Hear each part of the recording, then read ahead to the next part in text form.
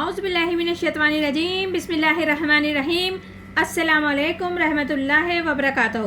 جس کے کل بھی ہم نے سورہ آل عمران کی چند آیتوں کا ترجمہ تفسیر اور خلاصہ بیان کیا تھا، جس میں ارشاد ربانی ہو رہا تھا تم ہو بہترین امت جو نکالی گئی ہے لوگوں کے لیے، حکم کرتے ہو اچھے کاموں کا اور منع کرتے ہو برے کاموں سے، ایمان لاتے ہو اللہ پر، اور اگر ایمان لاتے اہل کتاب تو یہ بہتر ہوتا ان کے لیے۔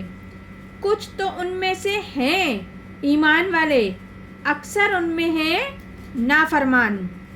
آگے ارشاد ربانی ہے لن یضرکم الا اذی، وہ ہرگز کچھ ضر نہ دے سکیں گے تمہیں مگر کچھ ستانا ہے۔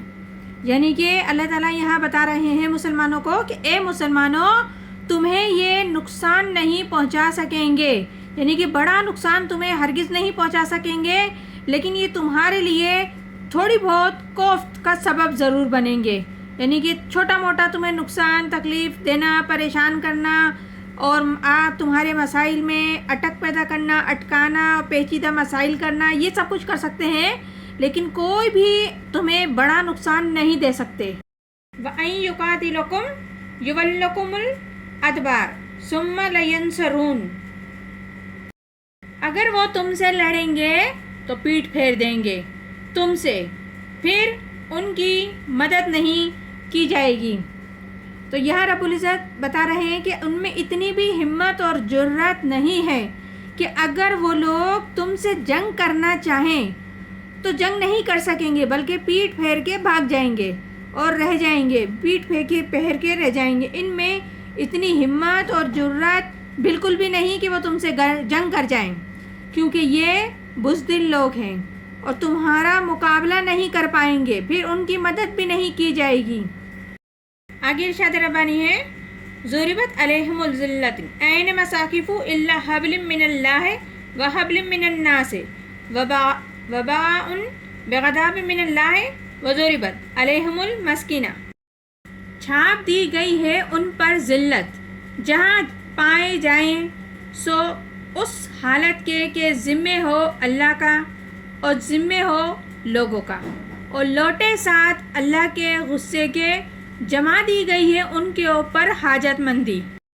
اس آیت میں رب العزت بتا رہے ہیں کہ ان لوگوں کے اوپر ذلت تھوپ دی گئی ہے، مسلط کر دی گئی ہے، جہاں بھی پائے جائیں گے انہیں ذلت نصیب ہوگی، سوائے یہ کہ اللہ کا کوئی سہارا انہیں ہو، یا اللہ انہیں سہارا دے دے، یا اللہ کسی وقت انہیں تھام لے، سہارا دے جائے، یا سہارا دے جائے وہ لوگ جیسے کہ آج پوری عیسائیت جو ہے، عیسائی جو ہیں، دنیا ان کا سہارا بنی ہوئی ہے۔ اسرائیل قائم ہے تو وہ اپنے بلبوتے پر نہیں ہے، پوری عیسائی دنیا کی سپورٹ پر قائم ہے۔ اسی طرح انہوں نے اللہ تعالیٰ کا غصہ، غضب حاصل کر لیا ہے اور ان کے اوپر کم بختی مسلط کر دی گئی ہے۔ ذالک بانہم کانوا یکفرون بآیات اللہ ویقتلون الانبیاء بغیر الحق، یہ اس واسطے ہے کہ وہ انکار کرتے رہے ہیں اللہ کی آیتوں کا اور قتل کرتے رہے ہیں پیغمبروں کو ناحق۔ اور اللہ تعالیٰ تو ظلم نہیں کرتا اپنے بندوں پر، لیکن ان کا یہ حشر اس لیے ہوا ہے کہ یہ اللہ تعالیٰ کی ہدایت سے غافل تھے اور اللہ تعالیٰ کی آیات سے انکار کرتے رہے ہیں اور ناحق انبیاء کرام کو قتل کرتے رہے ہیں، بے دھڑک انبیاء کرام کو قتل کر دیا کرتے تھے۔ ذالک بما عصوا وکانوا یعتدون، یہ اس واسطے ہے کہ نافرمانی کی انہوں نے اور وہ حد سے نکلتے رہے۔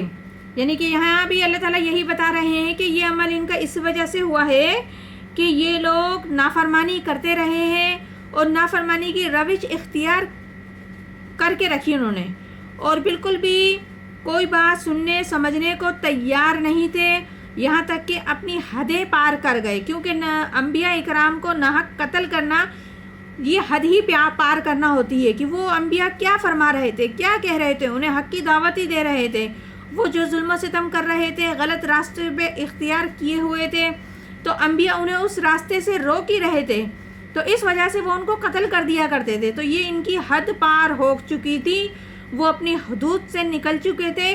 اسی سبب اللہ تعالیٰ نے انہیں عذاب میں گھیرا. آگے ارشاد ربانی ہے لیسوا سواء، وہ سب برابر نہیں ہیں.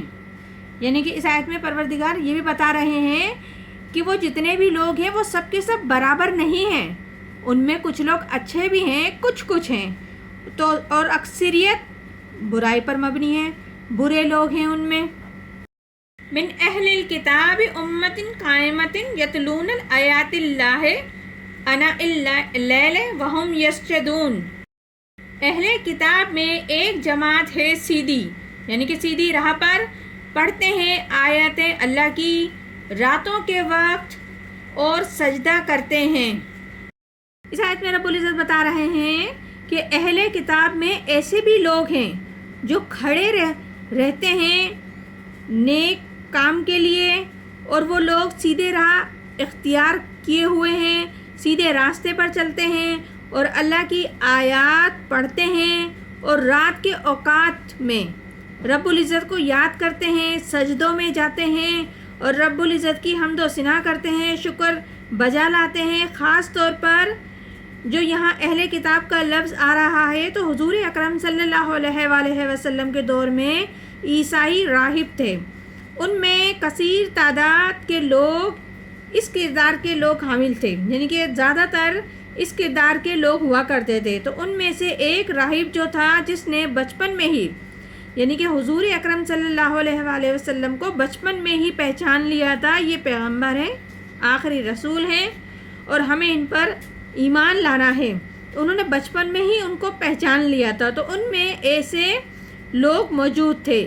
یقیناً کوئی چھپے ہوئے ہوں گے یہود میں بھی، لیکن اکثر و بیشتر یہود میں سے یہ کردار ختم ہو چکا تھا، لیکن بہت چند لوگ ایسے تھے. لیکن عیسائیت میں کثرت سے ایسے لوگ موجود تھے. آگے ارشاد ربانی ہے یؤمنون باللہ وبالیوم الآخر ویأمرون بالمعروف وینہون عن المنکر ویسارعون فی الخیرات اولئک من الصالحین. ایمان لاتے ہیں اللہ پر اور قیامت کے دن پر، حکم کرتے ہیں اچھی بات کا، منع کرتے ہیں برائی اور برے کاموں سے، ڈراتے ہیں، روکتے ہیں اور دوڑتے ہیں نیک کاموں میں، اور یہ وہی لوگ ہیں نیکوکاروں میں سے. اس آیت میں رب العزت نیکی کار جو نیکی کرتے ہیں ان لوگوں کی صفات بتا رہے ہیں کہ وہ ایمان رکھتے ہیں اللہ پر، یوم آخرت پر، اور نیکی کا حکم دیتے ہیں اور بدی سے روکتے ہیں، اور نیکیوں میں ایک دوسرے سے آگے نکلنے کی کوشش کرتے ہیں. یقیناً یہی لوگ ہیں، متقی ہیں، پرہیزگار ہیں، صالحین ہیں اور اللہ کے پسندیدہ بندوں میں سے ہیں. وَمَن يَفْعَلُ مِنْ خَيْرٍ فَلَن يَكْفُرْ وَاللَّهُ عَلِيمٌ بِالْمُتَّقِينَ. اور جو کچھ کریں گے وہ لوگ نیک کام، ان میں سے ان کی ہرگز ناقدری نہیں کی جائے گی، اللہ باخبر ہے پرہیزگاروں سے. اس آیت میں بھی رب العزت فرما رہے ہیں ان کی قدر کرتے ہوئے نیکوکار لوگوں کی کہ جو کچھ بھی وہ خیر کریں گے، یہ خیر کے کام کریں گے تو ان کی بالکل بھی ناقدری نہیں کی جائے گی، بلکہ صف اول پر ان کی ہر عمل کو قبول کیا جائے گا، فضیلت دی جائے گی، برکت دی جائے گی، اور ان کے لیے خیر ہوگی. اور اللہ تعالیٰ اپنے ایسے پرہیزگار بندوں کو خوب اچھے سے جانتا ہے، پہچانتا ہے اور دیکھ رہا ہے. یہ سورہ آل عمران ہے جس کی بھی ہم نے چند آیتوں کی ترجمہ تفسیر و خلاصہ بیان کیا. انشاءاللہ تعالیٰ مزید بھی آگے کرتے رہیں گے. پروردگار عالم ہم سب کو قرآن پاک صحیح طریقے سے پڑھنے، سمجھنے اور عمل کرنے کی توفیق عطا فرمائے. آمین ثم آمین. جزاک اللہ.